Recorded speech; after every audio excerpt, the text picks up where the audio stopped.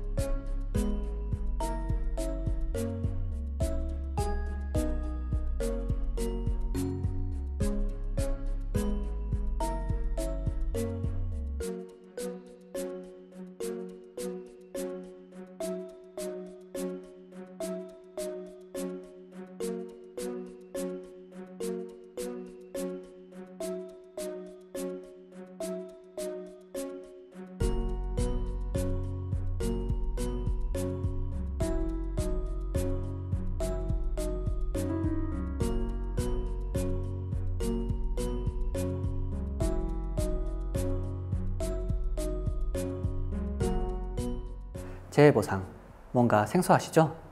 소방관 분들께서 화재 진압하시다가 화상을 입으신 경우, 현행범을 조사하다가 전염병에 감염된 경우, 이런 경우 보상을 받으실 수 있을까요? 재해보상 제도란 쉽게 말해 여러분께서 공무를 수행하시다가 다치거나 질병에 걸리게 될 경우 보상의 근거가 되는 사회보장 성격의 제도입니다.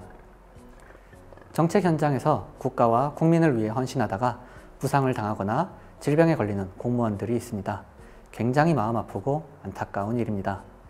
재해보상법은 원래 공무원연금법에 포함되어 있다가 2018년 9월 21일부터 별도로 분리 제정되어 시행되고 있습니다. 재해보상법의 목적은 공무원들이 공무상 재해에 대한 걱정 없이 안심하고 직무에 전념할 수 있는 여건을 조성하고 공무원과 유족의 복지를 증진시키는 데 있습니다. 그런데 일선 현장에서는 공무상 재해보상 제도가 있다는 것은 알지만 어떤 경우에 공무상 재해에 해당하는지, 어떤 비용을 보상받을 수 있는지 잘 모르시는 경우가 많습니다. 지금부터 몇 가지 사례와 함께 살펴보겠습니다. 출퇴근길의 사고, 점심시간 중에 사고, 회식이나 체육 행사 중 사고, 이런 경우에도 보상을 받을 수가 있을까요? 공무원이 공무수행 중 부상을 당하거나 질병에 걸리는 경우에는 공무상 재해로 인정되어 치료비 등을 보상받을 수 있습니다. 또한 출퇴근길 사고 그리고 공무수행과 관련하여 발생한 사고도 공무상 재해에 해당할 수 있는데 구체적인 사례도 함께 살펴보겠습니다. 가장 흔히 일어나는 경우로 출퇴근길 발생한 사고의 사례를 살펴보겠습니다. 매번 다니던 경로로 자전거를 이용하여 출근 중에 넘어져서 다친 경우, 출근길에 자녀를 어린이집에 데려다 주던 중에 교통사고가 난 경우, 퇴근길에 친구를 만나 술자리를 가진 후 귀가하다 다친 경우, 이 중 하나는 재해보상 대상이 아닌데요. 몇 번일까요? 네, 정답은 3번입니다. 공무원이 통상적인 경로와 방법으로 출퇴근하던 중 발생한 사고로 인한 부상은 공무상 재해로 인정됩니다. 여기서 통상적인 경로란 일반인이라면 사회통념상 이용할 수 있다고 인정되는 경로를 뜻하고요. 통상적인 방법이란 사회통념상 인정되는 교통수단을 합리적인 방법으로 이용하는 것을 말합니다. 평소 자전거를 이용하여 출퇴근하던 공무원이 매번 다니던 길로 출근하던 중에 부상을 당했다면 공무상재해로 보상받을 수 있습니다. 공사, 시위 등으로 인한 도로 사정에 따라 우회하는 경로도 인정됩니다. 그리고 출근길에 자녀를 어린이집에 데려다 주던 중에 교통사고가 난 경우에도 공무상재해에 해당합니다. 하지만 퇴근길에 친구를 만나 술자리를 가진 후 귀가하다가 다친 경우에는 공무와는 관계없는 사적인 행위가 원인이 된 것으로 보아 공무상재해로 인정되지 않습니다. 또 다른 예로 무단으로 조기 퇴근하던 길에 발생한 사고도 보상이 불가능합니다.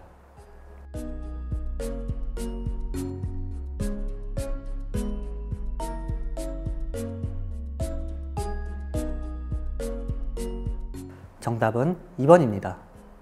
휴게 시간인 점심시간 중 사고는 원칙적으로는 공무상재해로 인정되지 않습니다. 하지만 점심시간에 공무에 필요한 준비행위 내지 정리행위를 하다가 발생한 사고는 공무상재해로 인정됩니다. 점심 식사를 하러 이동하거나 점심 식사를 마치고 사무실로 복귀하다가 부상당한 경우가 해당됩니다.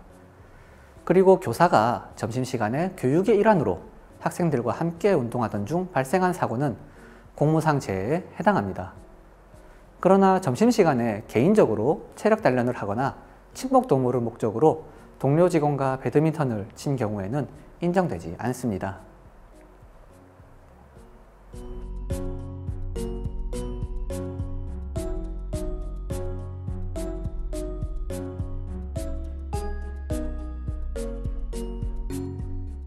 정답은 2번입니다.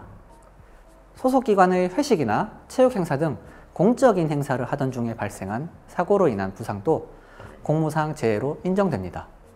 또한 행사 장소로 이동하거나 행사를 마치고 귀가를 하던 중에 일어난 사고도 포함됩니다. 하지만 모두 인정되는 것은 아니고요. 행사 계획이 사전에 수립되고 소요 비용의 전부 또는 일부가 소속기관에서 지원되는 공식적인 자리였는지 등을 종합적으로 고려하여 제한적으로 인정하고 있습니다. 사적인 SNS로 일정을 공지한 후에 사비로 계산된 회식, 1차 회식 후 일부만 참석하고 개인이 결제한 2차 술자리 종료 후 퇴근길에 부상당한 경우 등은 사적인 모임으로 판단되어 인정되지 않습니다. 공무상재해로 인정받으셨다면 이제 치료비 등 보상을 받으셔야 하는데 어떤 보상이 있을까요? 재해보상급여의 종류에 대해 살펴보겠습니다. 재해보상급여는 크게 요양급여, 재활급여, 장애급여, 간병급여, 재해유족급여, 부조급여 등 6가지로 나누어 볼 수 있습니다. 각각의 급여마다 시효가 조금씩 다른데요. 짧게는 3년부터 길게는 5년까지 청구 시효가 존재하는 것을 보실 수 있습니다.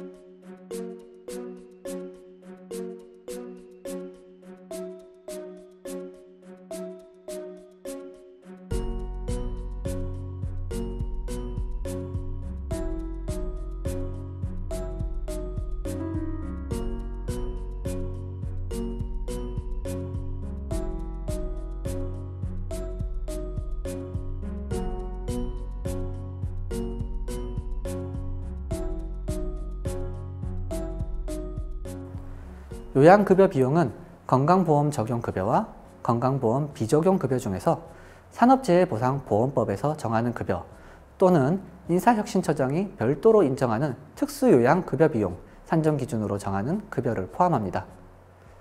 공무상 질병 또는 부상에 대해서 공무상 요양 승인을 받은 후 요양급여 비용 중 건강보험급여는 자동으로 환급되고요.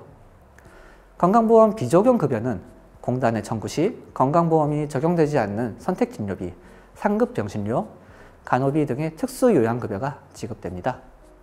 청구기한은 3년이며 소속기간을 격려하지 않고 직접 공단에 청구하시면 됩니다.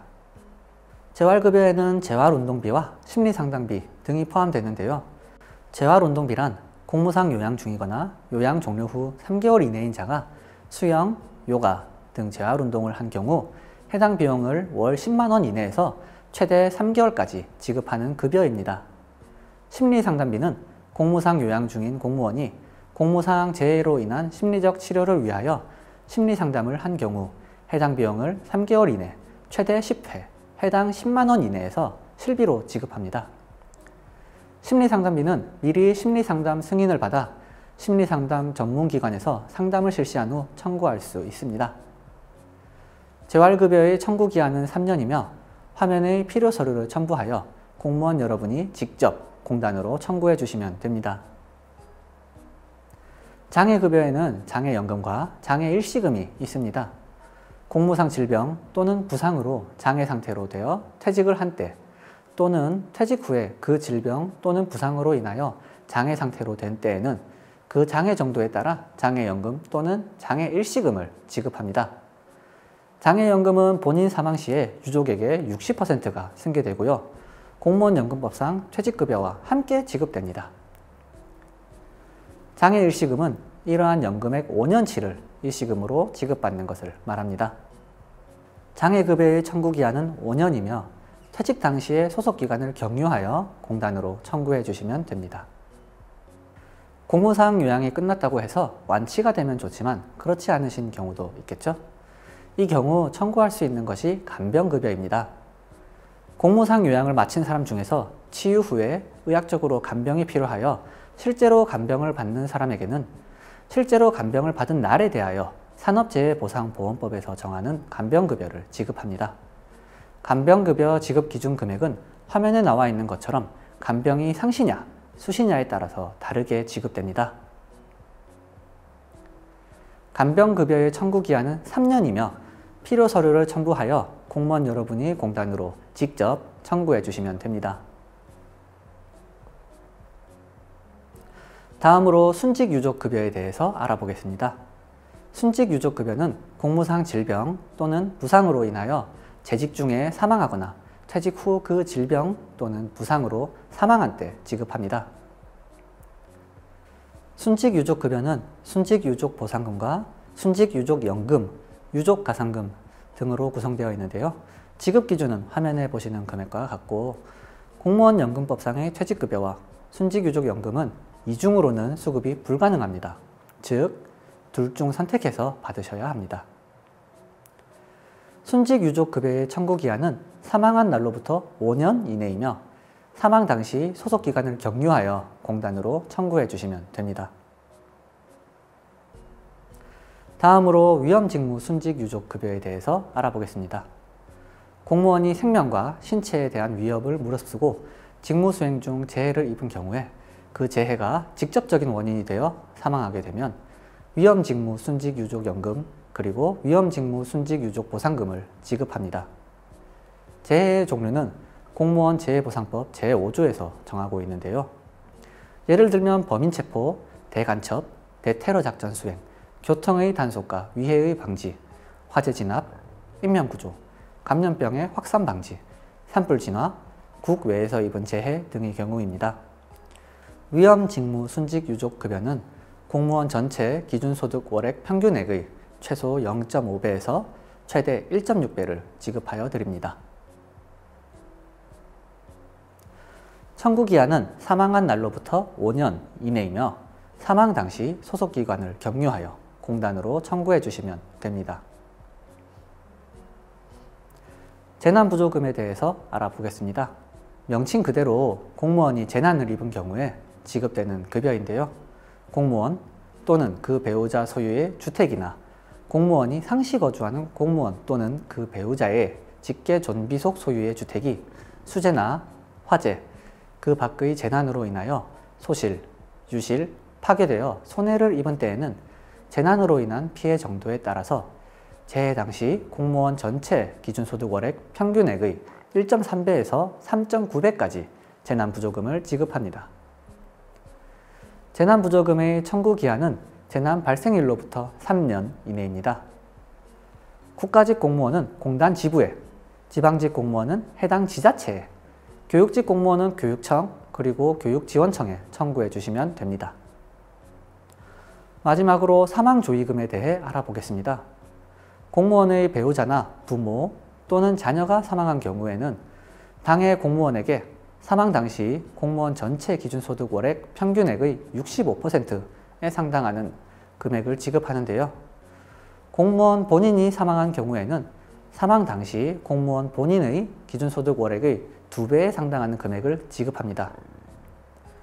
이때 배우자에는 사실혼 배우자를 포함하고 있습니다. 그리고 공무원의 조부모, 외조부모, 계부모, 손자녀 등이 사망한 경우에는 지급하지 않습니다. 사망조의금의 청구기한은 사망한 날로부터 3년 이내이며 공단 종합재해보상 시스템을 통해 청구해 주시면 됩니다. 최근에 새롭게 마련된 공무수행 사망자 지원제도에 대해서도 알려드리겠습니다. 국가나 지자체에서 근무하는 공무원이 아닌 근로자가 공무수행 중에 사망한 경우에는 앞서 말씀드린 재해보상은 전혀 받을 수 없을까요? 받을 수 있습니다. 공무원과 동일하게 순직 인정 및 예우를 받을 수 있도록 공무수행 사망자 인정 기준과 특례조항 등이 공무원 재해보상법에 새롭게 마련되었습니다. 공무수행 사망자는 공무원 재해보상심의회의 심의를 거쳐 인사혁신처장이 인정할 경우 순직 공무원 또는 위험직무 순직 공무원의 인정과 이에 따른 급여 그리고 예우 적용이 가능합니다. 경제적 보상은 현행 산업재해보상보험법을 그대로 유지하고요. 근로자가 순직 공무원으로 인정되더라도 순직 유족 급여는 지급되지 않지만 위험직무 순직 공무원으로 인정된 경우에는 위험직무 순직 유족 보상금만을 추가로 지급합니다.